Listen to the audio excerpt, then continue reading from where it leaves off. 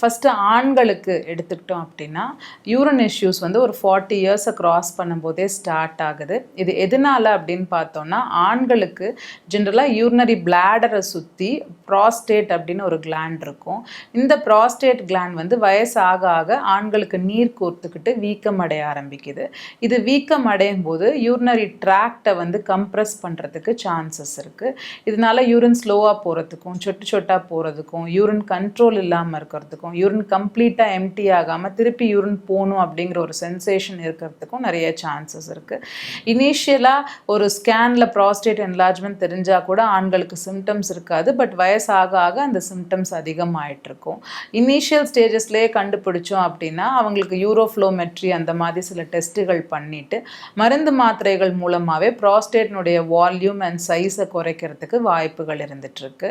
ஒருவேளை ரொம்ப வீக்கம் அடைஞ்சு யூரினரி பாத்வேயை வந்து கம்ப்ளீட்டாக அப்ஸ்ட்ரக்ட் பண்ணிகிட்ருக்கு அப்படிங்கிற பட்சத்தில் ப்ராஸ்டேட்டுக்கு வந்து சர்ஜிக்கல் ஆப்ஷன்ஸ் வந்து முக்கியமாக பார்த்துட்ருக்கோம். ஒரு யூராலஜிஸ்ட்டை அணுக வேண்டி இருக்கும்.